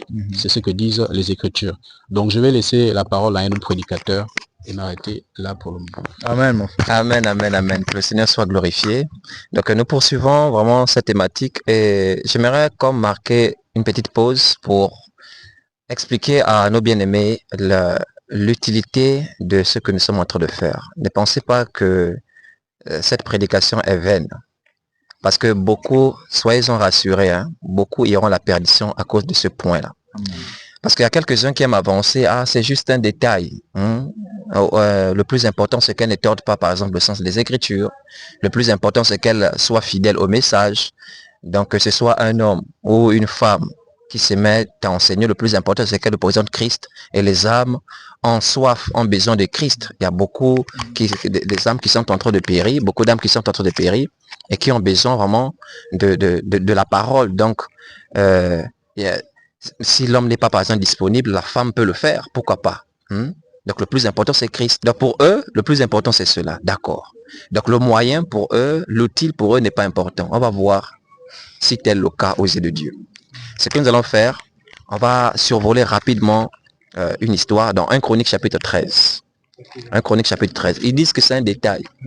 1 Chronique chapitre 13, on va prendre d'abord le verset 1. 1 Chronique 13, verset 1. 1 Chronique chapitre 13. Oui, verset 1. David tint conseil avec les chefs de milliers et de centaines. Donc il y a une assise, oui. Avec tous les princes. Et David dit à toute l'assemblée d'Israël, oui. Si vous le trouvez bon, oui. Et si cela vient de l'Éternel, notre Dieu, oui. Envoyons de tous côtés vers nos frères, qui restent dans toutes les contrées d'Israël, et aussi vers les sacrificateurs et les Lévites dans les villes où sont leurs bons lieux, afin qu'ils se réunissent à nous. Et nous ramenons auprès de nous l'arche de notre Dieu. Voilà, il y a une assise, ils voulaient ramener l'arche de notre Dieu, oui. Car nous ne nous sommes pas occupés du temps de Saül. Parce que Saül s'en moquait, oui. Lui, nous ne nous en sommes pas occupés du temps de Saül. Toute l'assemblée décida de faire ainsi. Toute l'assemblée était contente, oui. Car la chose parut convenable à tout le peuple. Vraiment, on doit s'occuper de l'arche de notre Dieu, hein? Vraiment. David assembla tout Israël depuis le Shishkor d'Égypte jusqu'à l'entrée de Hamath pour faire venir de Kirjath-Jérim l'arche de Dieu. Et David, avec tout Israël, oui, monta à Baala, à Kirjath-Jérim, qui est à Juda, pour faire monter de là l'arche de Dieu. Tous étaient zélés, vraiment la foule qui les animait, on poursuit. Devant laquelle est invoqué le nom de l'Éternel, qui réside entre les chérubins. Ils mirent sur un char neuf. Ils vont mettre l'arche sur un char neuf. Il faut bien noter ce détail, oui. Ils mirent sur un char neuf l'arche de Dieu, qu'ils emportèrent de la maison d'Abinadab, Uza et Adjo conduisaient le char. Notez bien, Uza et Adjo conduisaient le char, oui, Adjo, oui. David et tout Israël dansaient devant Dieu. Oh, c'était la fête, vraiment, c'était la joie, ils dansaient devant Dieu de toute leur force, oui. Devant Dieu de toute leur force. Écoutez, mais de toute leur force. Non, c'était un culte fort ce jour-là, oui. En chantant et en jouant des harpes. Donc ils étaient dans la... Oh, ils disent non, Dieu avec nous, la joie est forte. Ils étaient contents, oui. Des luttes, des tambourins, des cymbales et des trompettes. Lorsqu'ils furent arrivés à l'heure des Kidon, Uza étendit la main pour saisir l'arche parce que les bœufs la faisaient pencher. Est-ce que c'est mauvais? Les bœufs étaient de pencher, faire pencher l'arche. Donc l'arche allait tomber. Et lui va tendre sa main pour essayer de redresser les choses. On continue. La colère de l'Éternel s'enflamma contre Uza. Et qu'est-ce qu'il a fait? Et l'Éternel le frappa. Dieu a frappé direct Uza. Oui. Parce qu'il avait étendu la main sur l'arche. Seigneur. Uza mourut là devant Dieu. Ah, non, on marque la bonne pause. Bon, voilà, tout Israël est mobilisé pour dire que non, vraiment, on doit déplacer l'arche de notre Dieu, on doit s'en occuper. Au temps de Saül, on l'a négligé. Et tout le monde est d'accord. Donc on fait déplacer l'arche, accompagné d'un grand culte. Non, ce jour-là, c'était chaud, mon frère. Je te dis que c'était chaud ce jour-là. Donc tout le monde était là, content, dansant de toute leur force. Avec des choses. Non, c'était un culte vraiment grandiose. Vous imaginez un peu comment on voit les assemblées actuelles. Hein? Même ce qui se passe dans les assemblées actuelles, c'est le petit niveau. On vous parle ici de toute une nation. Tout sera... Non, c'était vraiment puissant, merveilleux. Donc, on va dire ce jour-là, Dieu a reçu des cantiques. Dieu a reçu des sacrifices, des louanges. Normalement, quand on est dans cet état-là, comment Dieu devrait être? Dans la joie. Il est content, ses enfants le célèbrent. En principe, quand Uza a voulu redresser l'arche, Dieu devait laisser passer, dire c'est quand même un jour mais célèbre, hein, et puis mon arche a voulu tomber, il a voulu bien faire. Écoutez, parfois vous voulez bien faire, mais vous êtes en train de mal faire sans le savoir. Amen. Donc l'arche est en train de pencher, comme certains disent aujourd'hui, que on constate qu'il y a peu de prédicateurs, donc comme il y a peu d'hommes là, est-ce que c'est pas mieux qu'on ajoute à la moisson du Seigneur, c'est pas si vous voulez des moissonneuses, hein, à la moisson du Seigneur. Donc on pense bien faire, et le plus important c'est que ces femmes-là soient bien encadrées et enseignent fidèlement la parole. Mais écoutez, vous serez frappés à cause de ce détail-là. Parce que ne blaguez pas avec les choses de Dieu. Maintenant, on va comprendre pourquoi Dieu a frappé. Et donc, est-ce que vous savez que tout ce culte qu'ils étaient en train de faire là, Dieu était irrité contre eux. Et c'est le signe qu'il a envoyé, c'est la colère de Dieu. Donc vous pouvez être en train de chanter, oh Dieu, l'esprit du Seigneur est descendu aujourd'hui. C'était comme ils aiment le dire. C'était puissant, la présence de Dieu était forte aujourd'hui là. Sans savoir que Dieu est en colère, irrité contre eux. Simplement à cause d'un élément qui peut appeler un détail. Même vous-même, l'arche veut se pencher, on veut redresser l'arche. Et d'abord, qu'est-ce qui va se passer? On va laisser couler d'abord pour voir l'attitude de David. D'accord. Donc verset 11. Oui. David fut irrité de ce que l'Éternel avait frappé Uza. Il est d'abord fâché après qu'il se passe. D'un tel châtiment. Et ce lieu a été appelé jusqu'à ce jour Pérez-Uza. David eut peur. Il a eu peur maintenant. Oui. En ce jour-là. David a eu peur. Il dit non, là c'est un signe que Dieu nous a envoyé. Donc tout le culte qu'on faisait là, donc certainement Dieu n'avait pas le cœur rempli de joie, mais de tristesse et de colère. Parce que la manière qu'il a frappé Uza, c'est violent. David va comprendre. Et comme David, c'est quelqu'un qui craint Dieu, il va maintenant chercher dans la loi de Dieu quelle est l'erreur qu'ils ont commise. Il va recourir à l'écriture maintenant pour voir, est-ce qu'il n'y a pas quelque chose qu'on aurait fait qui soit en contradiction avec l'écriture. Effectivement, David va, parce que le loi avait le rôle de la loi. David s'est mis à consulter les Écritures et il va se rendre compte qu'il a commis une erreur grave. Et que tout le festin, tout ce qu'ils étaient en train de faire là, vraiment, Dieu était en colère. Et donc, David va le comprendre, on va au chapitre 15, qu'est-ce qui va se passer? Donc, on va dans 1 Chronique, chapitre 15 maintenant, verset 2, qu'est-ce qui se passe? Alors David dit, l'arche de Dieu ne doit être portée que par les Lévites. Ah, l'arche de Dieu ne doit être portée que par les Lévites. Il a compris, oui, continue. Car l'Éternel les a choisis pour porter l'arche de Dieu. Ça veut dire que Uza à ce jour n'était pas lévite. Et pour en faire le service à toujours. C'est eux qui ont été choisis pour faire cela. Amen. Donc, ouais, il y a des gens que Dieu a choisi spécialement pour cela. C'est comme on est en train de dire actuellement, Dieu a choisi expressément les hommes pour annoncer sa parole. Mais il dit ça, non, il n'y a pas que les hommes, il n'y a pas que les hommes. On a tous l'esprit de Dieu. Ok, il n'y a pas de problème. Donc, de même, Dieu avait choisi lui-même les Lévites spécialement pour le transport de l'arche. On va aller, on va encore laisser couler avant de sauter au verset 12. Donc, et David, nous sommes au verset 3. Oui, verset 3. Et David assembla tout Israël à Jérusalem. Il va assembler tout Israël à Jérusalem, oui. Pour faire monter l'arche de l'Éternel à la place qu'il lui avait préparée. David assembla les fils d'Aaron et les Lévites. Ok, on va au verset 12. Qu'est-ce qu'il va leur dire?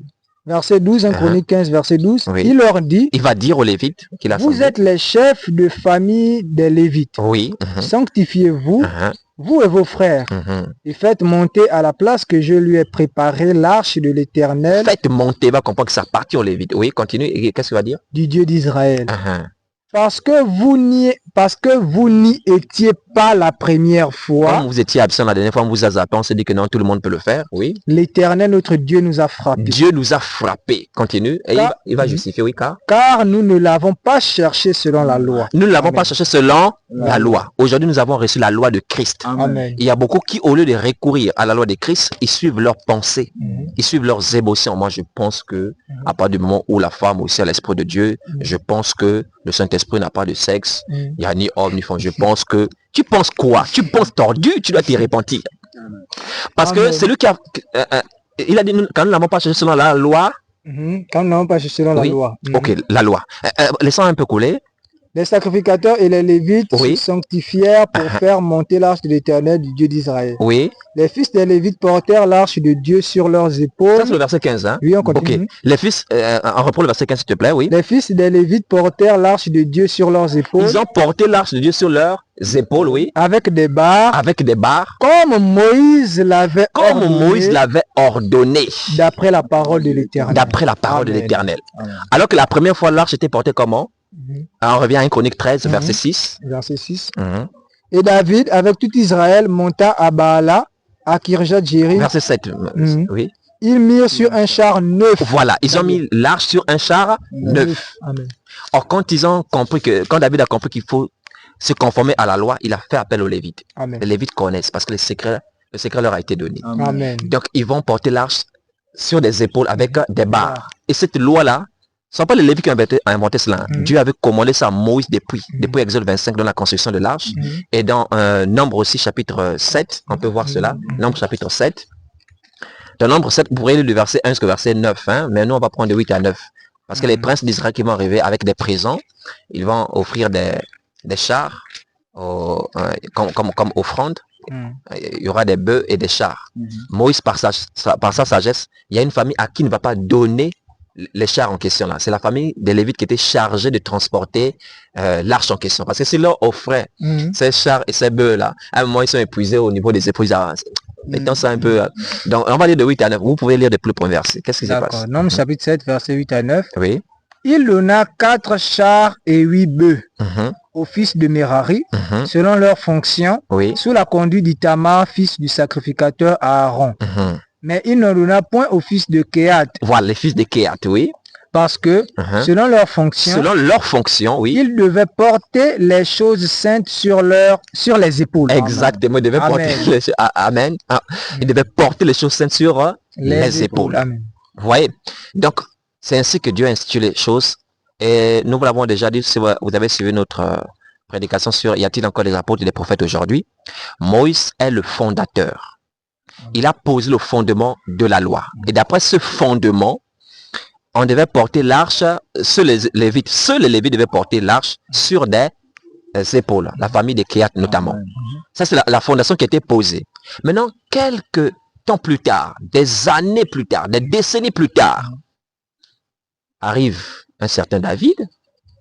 C'est dit que comme Dieu l'a choisi, il est l'homme selon le cœur de Dieu. Dieu l'a établi pour être Israël, pour être à la tête d'Israël. Donc il s'est dit, bon, qu'il peut faire les choses à sa façon. De toute façon, lui aussi, on l'appelle quelque part le chant de l'Éternel.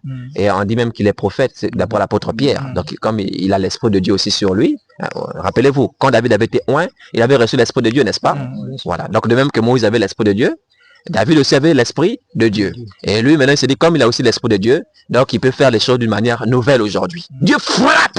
Amen. Et quand Dieu frappe, David n'a pas appliqué le châtiment de Dieu simplement à Uzzin. Si vous lisez attentivement 1 Chronique chapitre 15, il dit, Dieu, parce que vous n'étiez pas la première fois, Dieu nous a frappé. Il a compris que Dieu venait de le corriger. Et il fallait qu'il cherche maintenant la loi. Ah, mais la fondation dit quoi, la borne ancienne? Qu'est-ce qu'elle dit? Et quand il médite la borne ancienne, il dit, ah, j'ai essayé de déplacer la borne ancienne. Amen. Et s'est conformé. Donc, Moïse, c'est une prophétie des apôtres fondateurs. David, c'est ceux qui viennent plus tard, qui bâtissent. Nous, aujourd'hui, qui bâtissons. Vous voyez? Donc, de la même façon, si vous dites que parce que vous aurez l'esprit de Dieu sur vous, que vous pouvez vous permettre de modifier à la fondation qui est déjà là, telle que 1 Timothée 2, verset 12, je ne permets pas la femme d'enseigner, sachez que la colère de Dieu est sur vous. Amen. Mais nous sommes de ceux-là qui autrefois aussi on était dans le même égarement que vous, mais on a compris que non, ça là, cette voie mène à la perdition. On a cherché Dieu selon la loi. Et on est revenu à la bonne ancienne, on a compris, non, la femme n'a pas de place à l'enseignement. Vous de même, si réellement vous êtes aussi de Dieu comme David, vous devrez vous repentir et revenir à la borne ancienne selon le fondement de la grâce. La femme n'a jamais reçu une position d'autorité dans l'église. Maintenant que nous avons compris cela, et que on ne peut pas dire aujourd'hui que c'est juste un détail, détrompez-vous. Car, je vais vous emmener à une petite réflexion. Le plus important, n'est-ce pas que l'arche puisse se déplacer? Puisque l'arche devait quitter un point A vers un point B. Bon, que ce soit sur des épaules ou sur un char, est-ce que l'arche ne devait pas toujours arriver? L'arche devait arriver, n'est-ce pas? C'est ainsi que beaucoup raisonnent aujourd'hui en disant le plus important c'est que Christ soit annoncé. Le plus important c'est que les gens écoutent la parole. Donc où est l'utilité du moyen? C'est-à-dire que ce soit un homme ou une femme. Le plus important c'est que Christ soit annoncé. Le moyen compte. Ouais, il n'y a pas que la destination qui compte. Mais le moyen avec lequel on transporte l'arche aussi compte. Et ceux qui transportent l'arche, qui est Christ, le ministère de la parole, ce sont les hommes aujourd'hui. Ah Seigneur. Maintenant, nous allons revenir dans le cas de Déborah, dans Juge chapitre 4. Donc, si vous dites que c'est juste un détail et que la destination, c'est le compte, la colère de Dieu est sur vous. Juge chapitre 4. Nous allons prendre la part du verset 1. Juge chapitre 4. Oui. Les enfants d'Israël firent encore ce qui déplaît à l'Éternel, après qu'Éhoud fut mort. Et l'Éternel les vendit entre les mains de Jabin, roi de Canaan, qui régnait à Hatzor. Le chef de son armée était Sisera et habitait à Arochet Goïm. Les enfants d'Israël crièrent à l'Éternel, car Jabin avait 900 chars de fer et il opprimait avec violence les enfants d'Israël depuis 20 ans. C'était fort, oui. Dans ce temps-là, Déborah prophétesse, oui, femme de Lapidote, était juge en Israël. Elle siégeait sous le palmier de Déborah, entre Rama et Bethel, dans la montagne d'Éphraïm, et les enfants d'Israël montaient vers elle pour être jugés. Ils montaient pour faire quoi? Pour être enseignés, c'est ça? Ils montaient pour quoi? Pour être jugés. Ils montaient pour être jugés. Et eux, ils disent aujourd'hui, non, on monte pour être enseignés. Non! Elle jugeait. Juger et enseigner, c'est pas la même chose. Revenons d'abord dans Exode chapitre 18 pour voir comment Moïse jugeait les enfants d'Israël. Exode chapitre 18, à part du verset 13. Les gens pensent qu'ils montaient pour être enseignés. Déborah n'a jamais été enseignante. Exode 18. Que fait le juge? Exode chapitre 18. Verset 13. À part du verset 13, oui. Le lendemain, Moïse s'assit pour juger le peuple. Voilà, il s'assit pour juger le peuple, oui. Et le peuple se tint devant lui depuis le matin jusqu'au soir. Oui. Le beau-père de Moïse vit tout ce qu'il faisait pour le peuple et il dit, que fais-tu là avec ce peuple? Pourquoi sièges-tu seul? Et tout le peuple se tient-il devant toi depuis le matin jusqu'au soir? Moïse répondit à son beau-père, c'est que le peuple vient à moi pour consulter Dieu. Le peuple venait à lui pour consulter Dieu. On poursuit, oui. Quand ils ont quelques affaires, quelques affaires, ils viennent à moi. Oui. Je prononce entre eux. Je prononce entre eux. Et je fais connaître les ordonnances de Dieu et ses lois. Très bien. Donc le peuple venait à Moïse quand ils avaient des différends, quand ils avaient des problèmes, quand ils avaient quelques affaires. Donc, c'est comme un tribunal. Donc, il montait pour que Moïse puisse prononcer ce qui est convenable, pour qu'il puisse résoudre en fait le problème quand ils avaient quelques affaires. Donc, de la même façon, Déborah aussi, on ne venait pas auprès d'elle pour être enseigné.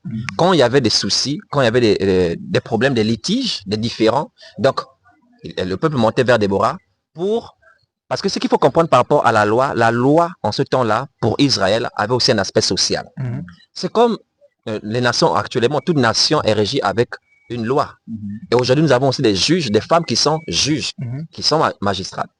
Et aujourd'hui, si vous avez un problème, tel que nous qui sommes ici, nous quatre là, on ne peut pas aller trouver une maman pastoresse. C'est impossible. Par contre, si on a un problème avec un voisin, par exemple lié aux limites d'un terrain, on peut aller au tribunal. Parce que ce sont eux qui doivent régler les affaires de la société.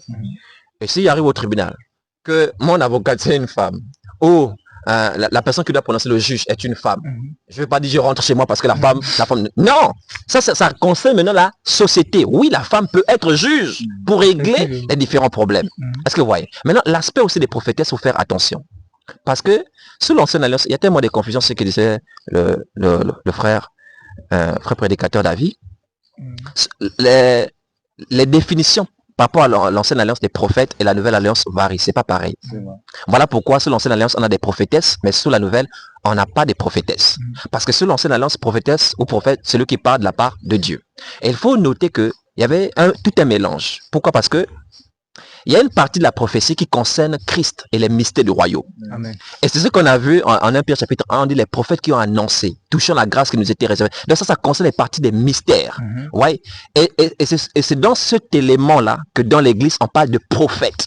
Selon Éphésiens chapitre 4, à partir du verset 11 jusqu'au verset 12. Amen. Ils ont reçu la grâce d'une connaissance de... Oh Seigneur. Alléluia. Seigneur. Amen. Maintenant, il y a un autre côté par rapport à la prophétie.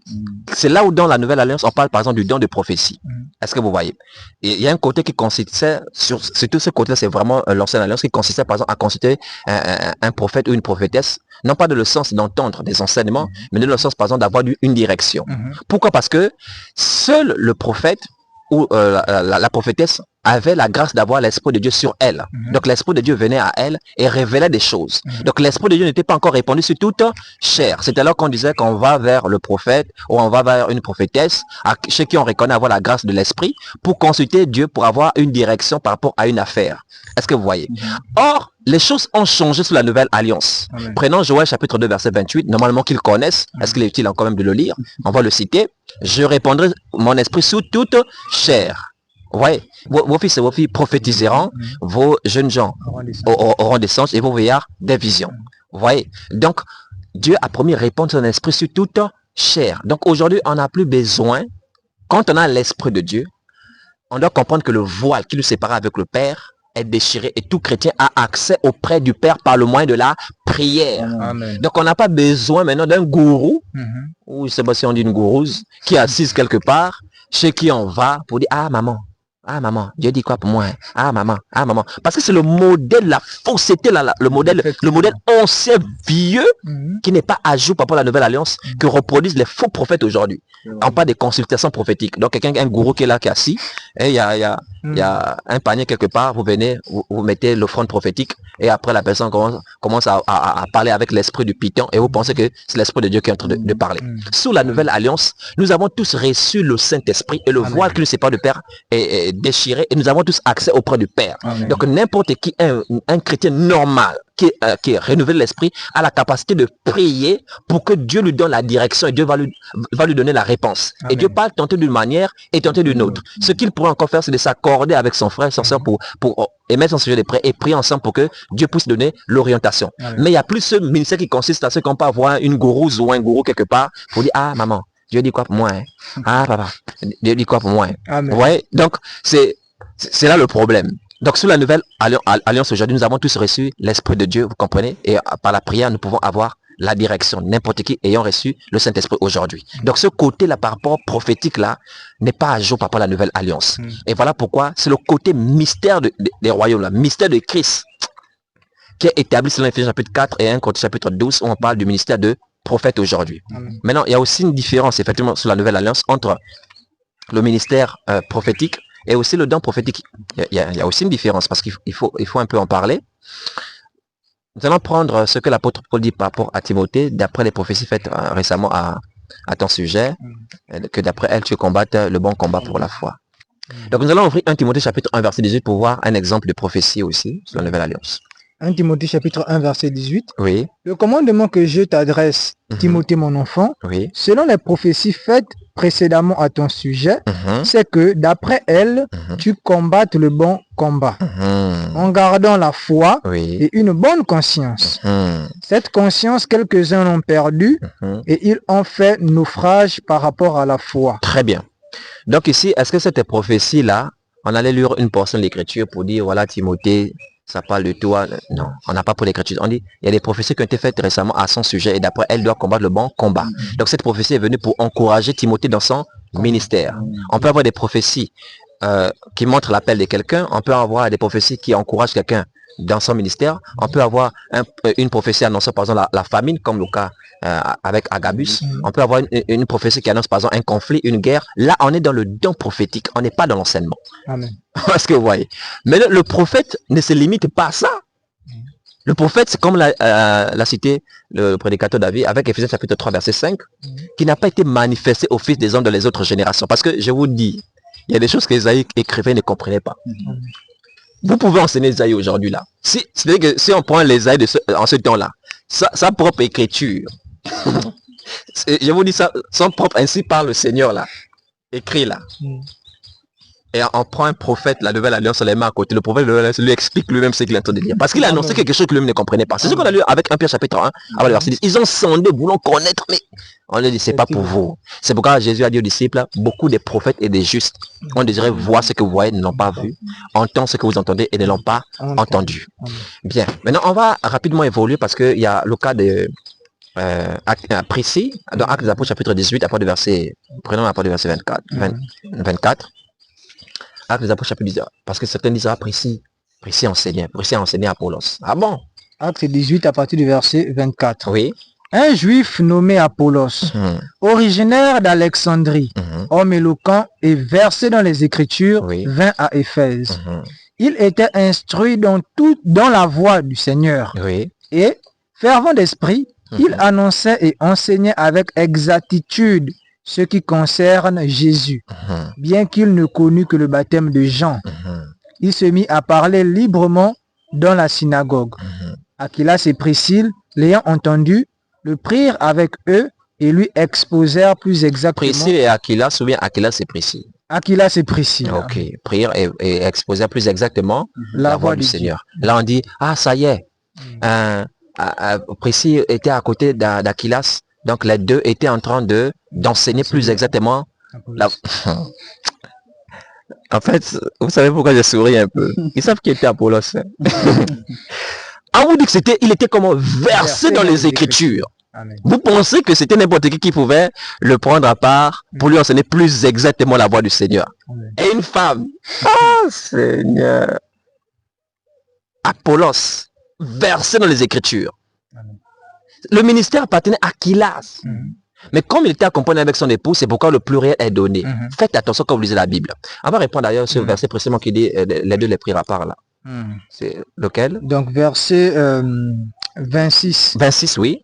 Il se mit à parler librement dans la synagogue. Oui. Aquilas et Priscille, l'ayant entendu, le prirent avec eux et lui exposèrent plus exactement la voix de Dieu. Très bien. Ils ont ramené Apollos chez eux et leur exposé plus exactement la voix de Dieu. Je vous dis que ici, Priscille était simplement, elle était simplement du parti pour être édifiée elle-même aussi. Parce que quand Aquilas parle, c'est-à-dire que, non, on voulait d'abord qu'Apollos le met les versets dans les Écritures. Donc, maintenant, celui qui l'enseigne plus exactement, il a besoin de Priscille. Non, vous savez, c'est-à-dire qu'elle est là, elle a son voile. Oui, elle est là, elle a son voile, elle est là seulement, elle écoute l'instruction en silence. Amen. Avec une entière soumission. Amen. Seigneur. Maintenant, pourquoi il y a le pluriel ici? Mais c'est simplement parce qu'elle a pris part à l'édification. Effectivement. Quelqu'un peut ne pas poser une action, peut ne rien dire, mais le fait que la personne soit présente, on peut employer un pluriel. On va vous le démontrer dans l'Écriture. Prenons Actes des Apôtres chapitre 3. Amen. On va regarder le verset 12. Actes des Apôtres chapitre 3, verset 12. Pierre, écoutez ce que Pierre va dire. Pierre, voyant cela, dit au peuple, homme israélite, oui. Pourquoi vous étonnez-vous de cela? Pourquoi avez-vous les regards fixés sur nous? Pourquoi avez-vous les regards fixés sur nous? Continue. Comme si c'était par notre propre puissance. Notez bien ce qu'il dit. Comme si c'était par notre propre puissance, oui. Ou par notre piété. Ou par notre, au pluriel, piété. Que nous eussions fait marcher cet homme. Que nous eussions fait marcher cet homme. En lisant cela, on va dire que c'est deux personnes qui, au moins, n'est-ce pas, qui ont accompli le miracle. Que nous eussions fait marcher cet homme. On va d'abord voir le nous, là, c'était qui est qui. On revient au verset 1, acte 3. Acte 3, verset 1. Oui. Pierre et Jean, oui, montaient ensemble au temple. Donc, Jean avait accompagné Pierre. Et au verset 12, Pierre dit que nous eussions fait marcher cet homme. Donc, on va se dire que c'est Pierre et Jean. Ils étaient à deux parce que c'est au pluriel qui ont fait marcher cet homme. Mais que dit le verset 6? Verset 6. Acte 3, verset 6, oui. Pierre lui dit, on va voir qui a fait marcher cet homme. Pierre lui dit, Pierre et Jean, bien Pierre seul. Pierre seul. Pierre lui dit, oui. Alors Pierre lui dit, je n'ai ni argent. Nous n'avons bien je n'ai ni argent ni or. Oui. Mais ce que j'ai, je te le donne. Oui. au nom de Jésus-Christ de Nazareth, lève-toi et marche. Qui a fait marcher cette paralytique? Amen. Pierre. C'est Pierre. Ce que j'ai, je te le donne au nom de Jésus-Christ, lève-toi et marche. Jean n'a rien dit. Jean n'a rien dit, il était simplement là, il accompagnait. Mais quand vous arrivez au verset 12, on dit, nous eussions fait marcher cet homme. Pourquoi? Parce que Jean était présent. De la même façon, Priscille, elle était là, elle écoutait l'instruction avec une entière soumission quand son mari parle yes. Elle dit c'est moi amen. Amen. C'était fort, elle prenait pas l'édification. Mon ami le plus simplement à cause de sa présence. Jamais, je vous le dis, Priscille a édifié, a enseigné plus exactement la voix du Seigneur à Apollos. Jamais, vraiment. Et maintenant, on va finir avec un nom qui est confondu avec beaucoup de théologiens, comme Romains chapitre 16, verset 7. On parle de Junias. Qu'on dit c'était une femme, elle était apôtre. D'abord, qui parle dans la lettre aux Romains? Vous voyez combien ce sont des hypocrites. Non, les faux docteurs ont vraiment de l'hypocrisie. Les faux enseignants ont vraiment de l'hypocrisie. Pourquoi? D'abord, le Galates 3, verset 28 que notre cher Charlie a expliqué. Qui parle là-bas? C'est Paul, n'est-ce pas? Il n'y a ni juif, ni grec. Il n'y a ni juif, ni grec, ni homme, ni femme. C'est Paul qui parle. Pourtant, c'est le même Paul qui dit dans 1 Timothée 2, verset 12, je ne permets pas à la femme d'enseigner. Donc là-bas, ils disent qu'ils ne sont pas d'accord avec lui. Et c'est le même Paul qui dit il n'y a ni homme ni femme qu'ils viennent prendre encore. Quand ça leur convient, ils prennent. Quand ça leur convient pas, ils le rejettent. Alors que le contexte de Galates 3, ce n'est même pas les ministères, mais ça parle de la justification par la foi. Ouais. Et le contexte de 1 Timothée 2, on dit bien je ne permets pas à la femme d'enseigner. Il a été très clair. C'est des vrais hypocrites. C'est Paul qui parle aux Romains. Et Paul, qu'est-ce qu'il va dire Romains 16, verset 7? Saluez Andronicus et Junias, mes parents et mes compagnons de captivité, qui jouissent d'une grande considération parmi les apôtres et qui même ont été en Christ avant moi. Qui jouissent d'une grande considération parmi les apôtres. Effectivement, Andronicus et Junias étaient apôtres. Maintenant, qui est Junias? Était-elle une femme? Non, elle n'était pas une femme, c'était un homme. Paul n'est pas fou. Il sait très bien que la femme n'a pas part à la prédication, l'enseignement. Certains le font. Pourquoi? Parce que plus haut, il a salué aussi plus haut, il a salué un couple. Romains 16:3, oui. Saluez Prisca et Aquilas, mes compagnons d'œuvre en Jésus-Christ. Voilà, donc on dit, ah voilà, Prisca est là. Donc c'est la même logique, il salue que les couples. Revenons à Romains chapitre 16, verset 7 là. On va descendre au verset 8, on va voir s'il y a que les couples qui sont salués. D'accord, Romains 16 à partir du verset 7. Oui. Salut Andronicus et Junias, mes parents et mes compagnons de captivité, qui jouissent d'une grande considération parmi les apôtres et qui même ont été en Christ avant moi. Saluez Amplias, mon bien-aimé dans le Seigneur. Oui. Saluez Urbain, notre compagnon d'œuvre en Christ. C'est bon. On peut s'arrêter même là. Il est en train de saluer.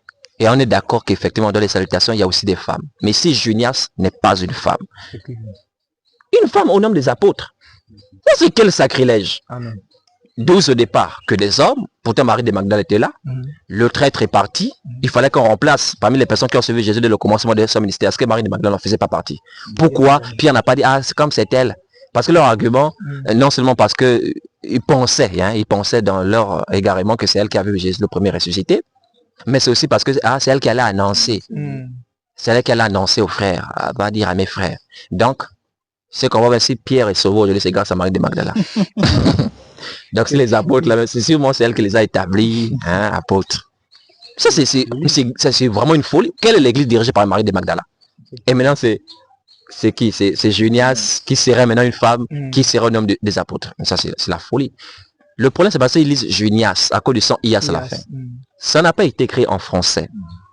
Il faut vérifier depuis le grec. Junias vient du latin Iunias, normalement.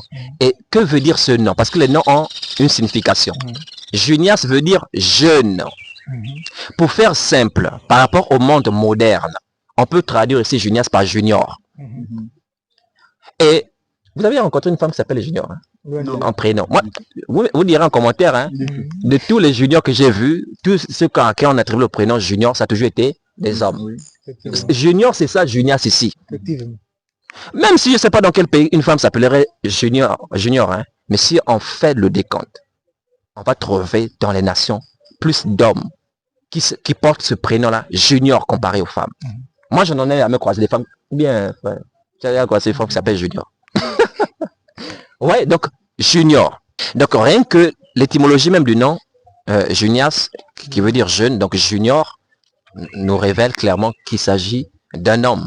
Et en dehors de cela, si c'est Niasla, Juniasla, le sang Yasla, qui ressemblera à une femme qui vous fait penser, les théologiens que ce sont des femmes, mais je vais vous poser la question, Ananias. Ananias là, c'était un homme ou une femme? Aquilas. Sophonie, ça ressemble effectivement à une femme, hein? Néhémie, ça ressemble à des noms de femmes, pourtant ce sont des hommes. Voilà, donc ne faites pas dans l'émotionnel, c'est bien un homme qui était apôtre. Maintenant, on va finir par là. Il y a un psaume qui est utilisé pour dire, la femme peut annoncer la bonne nouvelle. Psaume 68, verset 12, elle peut être prédicatrice. Et aussi, il faut marquer la distinction entre celui qui est le ministère d'évangéliste et le fait simplement d'évangéliser. Parce qu'il y en a qui se disent que la femme peut avoir le ministère d'évangéliste. Non, la femme n'a pas de ministère d'évangéliste. Les ministères ont été donnés aux hommes. Tout chrétien a le devoir de parler de Dieu à son entourage. Hommes ou femmes, ils doivent apporter la lumière à ceux qui sont dans les ténèbres. Mais le ministère, c'est un fardeau, c'est une charge, c'est une responsabilité que Dieu donne à quelqu'un. Il l'exerce de manière permanente. Ouais, alors que les autres le font occasionnellement. Mais lui, il doit prêcher la parole en toute occasion favorable ou non. C'est un fardeau qui lui a été donné. C'est la tâche qui lui a été assignée. Ce ministère-là a été donné spécifiquement aux hommes. Donc tout comme on peut dire, tout chrétien peut prophétiser, mais tout chrétien n'est pas prophète. De même, tout chrétien peut évangéliser, mais tout chrétien n'est pas évangéliste. Psaume chapitre 68, verset 12. Psaume 68, verset 12. Oui. Le Seigneur dit une parole. Le Seigneur dit une parole, oui. Et les messagères de bonnes nouvelles sont une grande armée. Voilà, les messagers de bonnes nouvelles sont une grande armée. Et on prend ça pour parler des femmes qui doivent enseigner. Et ils font le lien avec la bonne nouvelle qui est Jésus. La bonne nouvelle ici, là, ça n'a rien à voir avec cela. Effectivement. Ce psaume est écrit là, avant même que le Seigneur vienne accomplir l'œuvre qu'il a accomplie. Vous voyez? Donc, le contexte même du psaume, remontons au verset 1, parle de quoi? Psaume 68 à partir du premier verset. Oui. Au chef des chantres de David. Oui. Psaume, cantique. Dieu se lève, ses ennemis se dispersent. Et ses adversaires fuient devant sa face. Comme la fumée se dissipe, tu les dissipes. Comme la cire se fond au feu, les méchants disparaissent devant Dieu. C'est un psaume qui parle du combat. Du combat. Et la bonne nouvelle ici, c'est la victoire. Oh, quand on triomphe, les femmes annoncent cette bonne nouvelle-là. C'est le message en question, le message de la bonne nouvelle. Donc, la nouvelle de la victoire. Pour comprendre cela, parce que pour nous, c'est l'écriture qui explique l'écriture. On va prendre une autre écriture qui parle effectivement de combat et on va voir ces messagers de bonne nouvelle en question. Là. Vous me direz si ce sont des enseignantes. 1 Samuel chapitre 18, versets 5 à 7. 1 Samuel chapitre 18. 1 Samuel 18 à partir du premier verset. Verset 5. À partir du verset 5. Oui. Amen. David allait et réussissait partout où l'on voyait Saül. Il fut mis par Saül à la tête des gens de guerre. C'est un homme de guerre, oui. Et il plaisait à tout le peuple. Il plaisait à tout le peuple, oui. Même aux serviteurs de Saül. Comme il revenait lors du retour de David, après qu'il eut tué le Philistin, les femmes sortirent de toutes les villes d'Israël. Elles sortent de toutes les villes d'Israël, on voit ces femmes, oui. Au devant du roi Saül, à la suite d'une victoire, en chantant et en dansant. Elles chantent, oui. Oui. Qu'est-ce qu'elles vont dire dans le chant? Au son des tambourins et des triangles, et en poussant des cris de joie. Oui, oui. Les femmes qui chantaient se répondaient les unes aux autres et disaient, Saül a frappé ses 1000 et David ses 10 000. Oui, c'était les chants de triomphe. Saül a frappé ses 1000 et David ses 10 000. Ce sont ces messagères-là qui, au sorti d'une guerre, après une victoire, elles prenaient des tambourins et elles faisaient des chantants et répandaient cette bonne nouvelle de la victoire partout. C'est ce dont parle le psaume. Ça n'a rien à voir avec des femmes que Dieu aurait établies pour aller annoncer la bonne nouvelle du royaume de Dieu et elles deviendraient des apôtres ou des évangélistes. Ça, c'est le mensonge. Et le diable a cet art-là de tordre le sens de l'écriture et pour faire croire quelque chose qui est faux en pensant qu'il s'agit et faire penser aux hommes qu'il s'agit de la vérité. Donc, voici, nous avons expliqué ces passages par la grâce de Dieu et que personne ne vous séduise. Si vous vous dites que c'est simplement un détail et que la femme peut toujours enseigner, parce que le plus important pour vous, c'est la destination. Sachez que de même que Dieu avait frappé Usa, c'est ainsi que beaucoup vont hériter vraiment la colère de Dieu. Mais vous qui êtes animés, vraiment, si vraiment c'est l'Esprit de Dieu qui vous anime, vous devez faire ce que David a fait, chercher Dieu d'après la loi et vous conformer à la loi. Et nous vous invitons à vous conformer à la loi qui dit, comme dans toutes les églises des saints, que les femmes se taisent dans les assemblées, car il ne leur est pas permis d'y parler, qu'elles soient soumises selon que le dit aussi la loi. Que Dieu vous bénisse encore. Amen.